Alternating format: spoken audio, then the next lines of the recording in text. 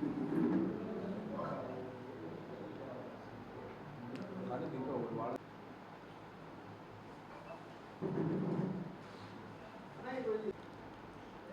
Widow భర్తకు రాకుండా widow pension భర్త చనిపోయి భర్తకు రాదనుకో విడో పెన్షన్ ఈ కొంతమంది షుగర్ పేషెంట్ షుగర్ లెస్ అంటే ఇవన్నీ ఎందుకు మళ్ళీ రాదు అది శాంక్షన్ ఇంకా రాలేదా మళ్ళీ మొదలు పెట్టాలి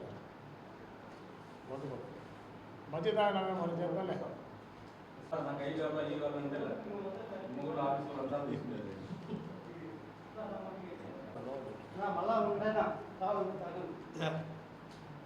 నమస్కారం. కడప జిల్లా జూలై 3వ తేదీన JSW రాయలసీమ స్టీల్ ప్లాంట్కు పనుల ప్రారంభోత్సవానికి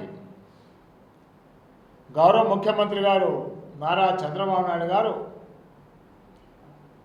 జూలై 3వ తేదీన JSW రాయలసీమ స్టీల్ లిమిటెడ్ ప్లాంట్కు పనుల ప్రారంభోత్సవానికి రాబోతా ఉన్నారు. కడప జిల్లా భవిష్యత్తు, కడప జిల్లా నిరుద్యోగ సమస్య, కడప జిల్లా రూపురేఖలు మారబోతున్నాయని చెప్పేసి మీ అందరికీ తెలియజేస్తా ఉన్నాను. ఎందుకంటే గతంలో చంద్రబాబు నాయుడు గారు చెప్పారు, ఈ జిల్లాకు స్టీల్ ప్లాంట్ రావాలా, విభజన చట్టంలో ఇది ఉంది కాబట్టి దీన్ని మనం ఖచ్చితంగా కడప జిల్లా ప్రజల సహకారం, వాళ్ళ కళల సహకారం చేయాలా అనే ఉద్దేశంతో మొదట సున్నపురాలపల్లిలో జమ్మలమడుగు నియోజకవర్గంలో ఫౌండేషన్ వేయడం, మళ్ళీ వాళ్ళు మా ప్రభుత్వం మారిన తర్వాత జగన్మోహన్ రెడ్డి గారు 2 పర్యాయాలు 2 తూర్లు ఫౌండేషన్ వేశాడు కన్నతీర్థంలో. కానీ ఒక ఇటుక కూడా పెట్టలే. మేము ఇవాళ అదే ప్రాంతంలో కన్నతీర్థ ప్రాంతంలో JSW యాజమాన్యాన్ని ఒప్పించి JSW రాయలసీమ స్టీల్ లిమిటెడ్ అనే పేరుతో దానికి సంబంధించినటువంటి డాక్యుమెంట్లు కానీ మొత్తం వ్యవహారాన్ని కూడా చక్కబెట్టి మరి 3వ తేదీన పనుల ప్రారంభోత్సవానికి చంద్రబాబు నాయుడు రాబోతా ఉన్నాడు.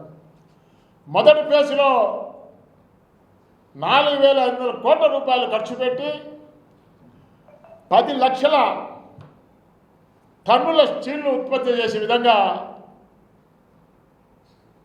JSW స్టీల్ ప్లాంట్ కార్యక్రమం జరగబోతూ ఉంది. దాన్ని కూడా 2028 డిసెంబర్ నాటికి పూర్తి చేసి తిరిగి చంద్రబాబు నాయుడు జాతికి అంకితం చేసే విధంగా దాని రూపకల్పన జరుపుతూ ఉన్నారు. ఈరోజు పనుల ప్రారంభోత్సవమే కాదు, ప్రతి 3 నెలలకు అవుతూనే ప్లాంట్లో జరుగుతూ ఉందా లేదా, పనులు వేగవంతమైనాయా లేదా, ఇక్కడ ఏ విధంగా జరుగుతుంది పనులను చేసి చూసేదానికి కూడా చంద్రబాబు నాయుడు కృత నిశ్చయంతో ఉన్నాడు. ప్రతి 3 నెలలకు అవుతూనే వచ్చి రివ్యూ చేయాలని చెప్పేసి. అదేవిధంగా 2వ దశ కూడా 11,850 కోట్ల రూపాయలు ఖర్చు పెట్టి 20 లక్షల టన్నుల స్టీల్ను ఉత్పత్తి చేసేదానికి రూపకల్పన చేయడం జరిగింది. దాన్ని 2034లో జాతికి అంకితం చేయాలని చెప్పేసి కృత నిశ్చయంతో ఉన్నారు. ఈ విధంగా మొత్తం స్టీల్ ప్లాంట్లో దాదాపుగా 2,500 మందికి ప్రత్యక్షంగా, 4,000 మందికి పరోక్షంగా ఉద్యోగాలు కూడా రాబోతానని చెప్పి తెలియజేస్తూ ఉన్నాం. ఇవాళ వైసీపీ గవర్నమెంట్లో జగన్మోహన్ రెడ్డి గారు 2 తూర్లు ఫౌండేషన్ వేసినాడు, కానీ ఒక్క ఇటుక కూడా పెట్టలే. కనీసం అది ఫ్యాక్టరీ ఉందా లేదా, దాని యాజమాన్యం ఏమైనా చూస్తూ ఉందా, ఏమన్నా పురోగతి ఉందా అని ఆలోచన చేయలేకుండా పోయినాడు. కానీ ఈరోజు సిగ్గు ఎగ్గు లేకుండా దాదాపు చలో అని చెప్పేసి కన్నెత్తి తాగిపోతారు వైసీపీ నాయకులంతా. పనులు ఏ విధంగా జరుగుతూ ఉన్నాయి అంటే పనులు చూసేదానికి పోతారా, పనులు చెడగొట్టేదానికి పోతారో తెలియదు. ఇంకా రెండుసేపు ఉంటే మనకు వార్తలు వస్తాయి. 5 సంవత్సరాలు ఏ రోజు కూడా ఈ నాయకులు ఆ పక్కకు పోలే, దాన్ని చూడలే, జగన్మోహన్ రెడ్డితో మాట్లాడలే. కానీ ఈరోజు తెలుగుదేశం పార్టీ చిత్తశుద్ధితో దాని యాజమాన్యాన్ని ఒప్పించి అక్కడికి తీసుకుని వచ్చి 3వ తేదీ ప్రారంభోత్సవం చేస్తా అంటే ఒక్కరోజు ముందు ఊర్లో పెళ్లికి కుక్కల హడావిడి చేసిన విధంగా దాదాపు 50-60 బళ్ళలు పోతా ఉన్నారు వీళ్ళంతా. మీకు ఏదైనా సిగ్గు ఉంటే, లజ్జ ఉంటే, మీరు మొగోళ్ళు అయితే బ్రహ్మనిశ్చీలు చూడండి. పోయి 10,000 ఎకరాలు ఇచ్చినాడు రాజశేఖర రెడ్డి గారు, దోచి పారేసినాడు ఎవడు.